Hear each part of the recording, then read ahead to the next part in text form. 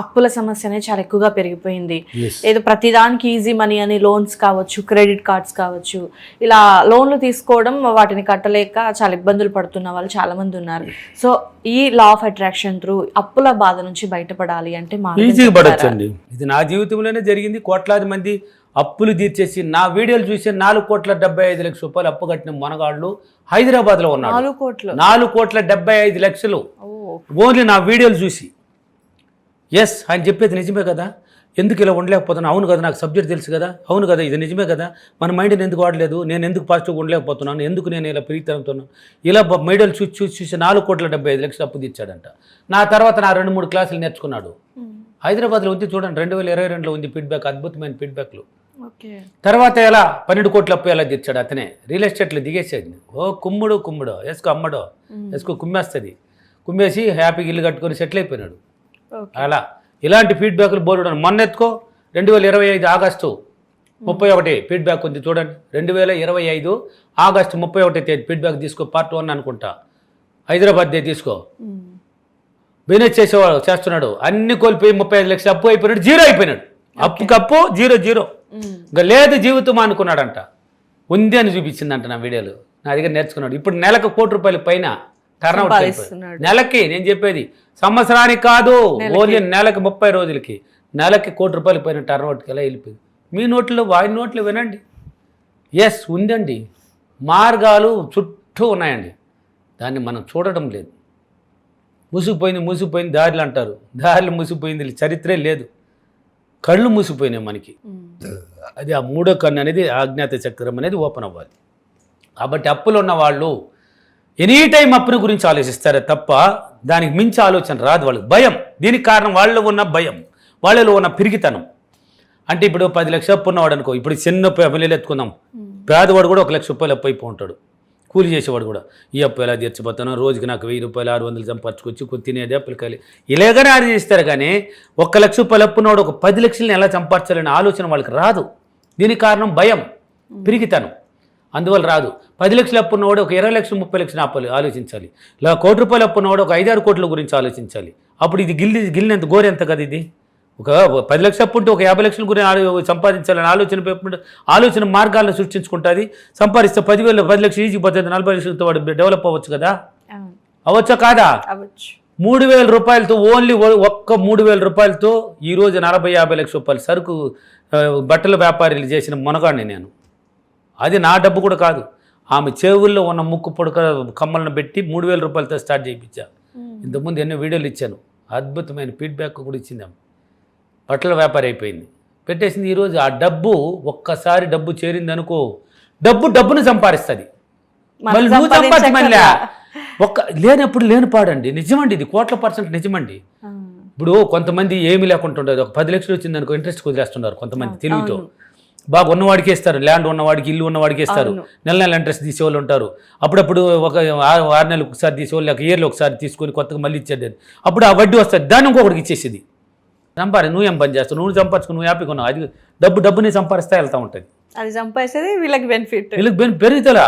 అదే కదా బిజినెస్ మ్యాన్లు కానీ కోటీశ్వరులు కానీ ఒకసారి డబ్బు చేరిపోయింది అంటే ఆ డబ్బునే రొటేషన్ చేసి పారేస్తారు, డబ్బుని సంపాదించుకునే యోగాలు.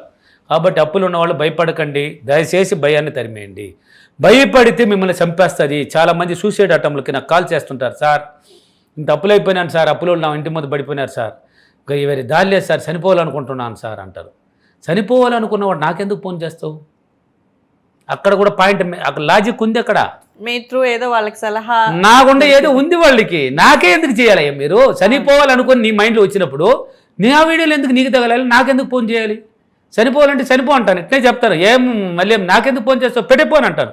సార్ అంటారు, బుద్ధి ఉందా నీకు? ఇట్టాడతా బుద్ధి ఉందా నీకు? మానవ జన్మెత్తి చనిపోవడానికి బుట్టాం, మనం సాధించడానికి కదా పుట్టింది. ఈ భూమి పైన సాధించడానికి పుట్టాం. కష్టాలు పెట్టింది, బాధలు పెట్టింది, పరిశోధనలు ఇచ్చింది, అప్పులు పాలు చేసింది, అన్నీ చేసింది. నిన్ను ప్రాణాలు తీసిందా? ప్రాణాలు తీయలేదు కదా, ప్రాణాలు బ్రహ్మాండం పీల్చింది. అంటే ఇంకెంతైనా పీకొచ్చు, నువ్వు అనుకుంటే ఎంతైనా సాధించవచ్చు, ఎంతైనా సంపాదించవచ్చు. పోయిందాన్ని పట్టుకొని పీకులాడతారు. కానీ జరిగిపోయిందబ్బా, జరిగిందాన్ని ఎంతసేపు ఆలోచిస్తావు? ఇంకా జరగబోయేదాన్ని గొప్పగా ఆలోచించు, పాజిటివ్గా ఆలోచించు, అన్నీ నీ అరచేతులు తీసుకోవచ్చు. కాబట్టి అప్పులు ఉన్నవాళ్ళు ఏం చేస్తారంటే ప్రతిరోజు క్రమం తప్పకుండా 4 గంటలకు నిద్రలేయండి. 4 గంటలకి చదువు ఉన్నా లేకపోయినా పర్వాలేదు, ఒక పెద్ద అద్దం తెచ్చిపెట్టుకోండి, అద్దంలో కూర్చొని మీ గురించి మీరు ఒక 3 సార్లు గొప్పగా చెప్పండి, మీ గురించే చెప్పుకోండి.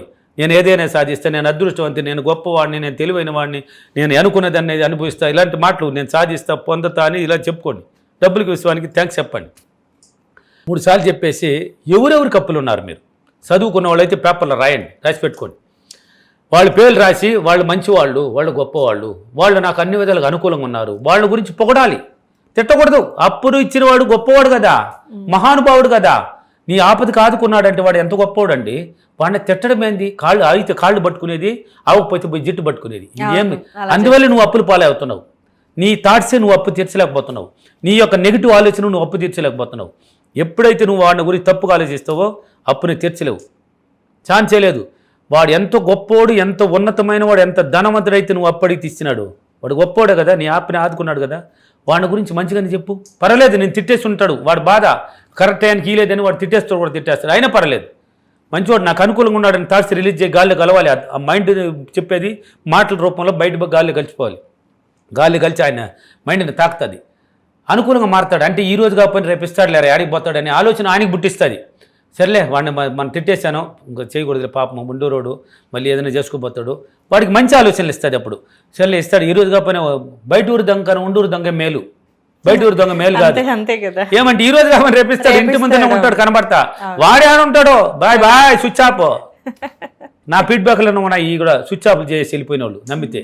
కాబట్టి గొప్పగా వాళ్ళ గురించి అర్థంలో ఎవరెవరికి ఉన్నారు వాళ్ళ పేర్లు చెప్పి, వాళ్ళు గొప్ప వాళ్ళు, నాకు అనుకూలంగా ఉన్నారు, వాళ్ళ డబ్బుని చాలా సులభంగా ఇచ్చేసాను. డబ్బులకి విశ్వానికి చాలా చాలా కృతజ్ఞత. ఈ అఫర్మేషన్నే ఎన్నిసార్లు ఇష్టమో వాళ్ళ పేర్లు చెప్తూ చెప్పండి అర్థంలో. బాగా ట్రైనింగ్ ఇవ్వండి, నీ ప్రతిబింబంతో నువ్వు మాట్లాడుతున్నావు, నీ ఇన్నర్ మైండ్లో రికార్డ్ అవుతుంది, ఇన్నర్ మైండ్ వింటా ఉంది. చెప్పేసి కొంచెం ధ్యానం చేయండి. ఏం చేయాలి? ధ్యానం నేర్పించాను కదా. ఎవరెవరికి అప్పులు ఉన్నారో వాళ్ళందరికీ, అంటే బేరు తెరిచినట్టు, అందుకే పడుకునేటప్పుడు డబ్బుని చూడండి అనేది. పగుల్లో కూడా మీరు చిల్లి చికెన్లో, మటన్లో ఫ్రైలు చూస్తారు కాబట్టి అయ్యే కనిపిస్తాయి. నువ్వు డబ్బును చూడు. ఇప్పుడు యూట్యూబ్లోకి పోతే ధనాన్ని కురిపిస్తుంది వర్షంలాగా. ధనాన్ని చూడండి, డబ్బుని చూడండి, ఖాళీగా ఉండేటప్పుడు డబ్బును చూడండి, ఆకర్షణ శక్తి ఏర్పరచు. చూడంగానే నచ్చింది, దేంతో చూసినాడా, కంటితో చూశాడు, నచ్చిందే లేదా, పడదోశాడా లేదా, 6 నెలలు కాకపోయిన సంవత్సరమైనా తరిమి ఆలోచన కాకలి పుట్టదో. అమ్మాయి పుట్టింది మైండ్లోకి, అమ్మాయి పుట్టుకొచ్చింది కాబట్టి తోసేసినాడు. అదేది మనం డబ్బును చూద్దాం. మనం ఏం నచ్చాలి? డబ్బును నచ్చాలి. అందుకని ఆ డబ్బును చూడండి. ఖాళీగా ఉండేటప్పుడు కూడా యూట్యూబ్లోకి వెళ్తే డబ్బు ఎలా తయారై కట్లకు వస్తుంటుంది కదా, అబ్బా ఈ విధంగా ఉండాలి నాకు డబ్బు అని ఆలోచన ఉన్నప్పుడే అక్కడ కళ్ళు మూసుకుని నీకు డబ్బు కనిపించాలి. అంటే బేరు తెరిచినట్టు, కట్లగా డబ్బు ఉన్నట్టు, ఎత్తి బ్యాగులో పెట్టుకున్నట్టు, నువ్వు బైక్లో పోతావు, సైకిల్లో పోతావు, కార్లో పోతావు, బస్సులో పోతావు, అది నీ చాయిస్. నువ్వు ఎలా పోవాలనుకున్న పోయినట్టు. ఎవరెవరికి అప్పులు ఉన్నావో, గిరిజాకి ఎంత అప్పులు ఉన్నాను ఇచ్చేసి, ఇందాక పత్రం తీసిరా ఇచ్చేసినట్టు, ఆ బాండ్ చించేసినట్టు సినిమా చూపించాలి. దానికి చించేసినట్టు మళ్ళీ ఇంకెవరికి ఉన్నావు వాళ్ళకి అంత ఇచ్చేసినట్టు, అందరికి అయిపోయి కూడా కొంచెం డబ్బు మిగిలినట్టు, కొంత డబ్బులు మిగలాలి. తీసుకొచ్చి మరలా బీరులు పెట్టినట్టు, బీరులు కూడా కొంచెం ఇంకా డబ్బు ఉన్నట్టు, అబ్బా అందరికి ఇచ్చేసినాను రా, ఇంకా నా దగ్గర డబ్బు ఉంది అంటే ఉంది, ఆ ఉందిని చూపించాలి. నువ్వు లేని దాన్ని చూపించకూడదు. లేని దాన్ని కూడా ఉన్నట్టు క్రియేట్ చేసి చూపిస్తున్నావు సినిమా. ఇలా ఎప్పుడైతే నువ్వు ప్రతిరోజు ధ్యానంలో ఊహించుకుంటూ పడుకొని నిద్రపోయేటప్పుడు కూడా అలాగనే ఊహించాలి. కొంచెం పగులు కూడా కూర్చున్నావంటే కళ్ళు మూసుకో, వాళ్ళకందరూ ఇచ్చినట్టు ఊరికే కూర్చొని కూడా అటు కళ్ళు మూసుకొని ఇచ్చినట్టు చూపిస్తాను. నువ్వు ఎక్కడ ఇవ్వనట్టు చూపిలే, ఇచ్చేసినట్టు సినిమా చూపించాలి. అద్భుతమైన ఫీడ్బ్యాక్లు కర్నూలులో ఉంది చూడు, అన్ని సిటీలో ఉన్నాయి నా క్లాసులు. హైదరాబాద్, విజయవాడ, వైజాగ్, రాజమండ్రి, ఒంగోలు, తిరుపతి, అనంతపూర్, కర్నూలు, బెంగళూరు, పొద్దుటూరు అక్టోబర్ 4వ తేదీ, ఇప్పుడు రాబోయే అక్టోబర్ 4వ తేదీ ఉంది. అన్ని సిటీల్లో ఫీడ్బ్యాక్లు ఉన్నాయి, అప్పులు ఎలా తీరుస్తున్నారని చెప్తుంటారని గొప్పగా పొగడాలి. అప్పుడు ఒక్కొక్కరికి ఇవ్వడానికి మార్గాలు ఏర్పడుతుంది, నీకు ఏర్పడుతుంది ఆ మార్గాలు సృష్టించబడుతుంది. అప్పుడు ఒక్కొక్కరికి ఈజీగా తీర్చవచ్చు. భయపడకండి, ఫస్ట్ భయాన్ని వదిలి అప్పు నిప్పేయ్యా, దాన్ని ఆలోచించినప్పుడే దాన్ని పక్కన పెట్టు, దానికన్నా ఎక్కువ ఆలోచించు, ఈజీగా తీర్చే మార్గాలు ఏర్పడతాయి. ఇలా చేయండి, అప్పుని సులభంగా తీర్చుకోండి, భయపడకండి, పిరిగితనాన్ని తరమండి. మిర్రర్ వర్క్ ఎక్కువ చేయండి. భయం ఉన్నవాళ్ళు, ఎక్కువ భయం వచ్చిందంటే మిర్రర్ వర్క్ చేయండి. కొంచెంసేపు ఫీడ్బ్యాక్లు ఎత్తుకొని చేయడానికి. జనాలు మాట్లాడుతుంటారు, వాళ్ళు ఎంత అప్పులు తీర్చారు, ఎట్లా తీర్చగలిగినారు, ఇలా చేస్తున్నాము, నాకెంత డబ్బులు వచ్చినాయి, ఎలా వచ్చింది నీకొద్దు అన్నయ్య, ఎప్పుడు వచ్చినాము అనేది కాదు అన్నయ్య, దిగిందా లేదా బుల్లెట్, దిగిందే వాడే పండుగాడంట. ఎప్పుడు వచ్చింది, ఎలా వచ్చింది అనేది కాదే అన్నయ్య, జరిగిందా లేదా, వచ్చిందా లేదా, వాడే మణిబాబు, విశ్వమణి బాబు అంటారు. నీకు ఎలా వస్తే నీకెందుకయ్యా, నీకు తీరిపోయింది లేదా, వచ్చింది లేదా, ఎలా అయితే ఎందుకో వస్తుంది. చేసుకోండి. అన్ని ఫీడ్బ్యాక్లు చూడండి, అద్భుతమైన ఫీడ్బ్యాక్లు ఉంటాయి. అప్పుని సులభంగా తెచ్చుకోవచ్చు. భయపడకండి. ఫస్ట్ భయాన్ని తరిమేయండి. భయం ఉంటే చంపేస్తుంది. కాబట్టి ఈరోజు అఫర్మేషన్, నేను ప్రతిరోజు క్రమం తప్పకుండా నేను తీసుకున్న వారి అందరి డబ్బులను చాలా సులభంగా, చాలా సంతోషంగా, చాలా ఆనందంగా ఇచ్చేసి నేను హ్యాపీగా ఆ అదృష్టంతో, ఆనందంతో, వైభవంగా ఆ ధనవంతుడి జీవితాన్ని అనుభవిస్తున్నందుకు డబ్బులకి విశ్వానికి చాలా చాలా కృతజ్ఞతలు. థ్యాంక్ యూ వారు. Thank you Mani. Thank you Babu గారు. Thank you.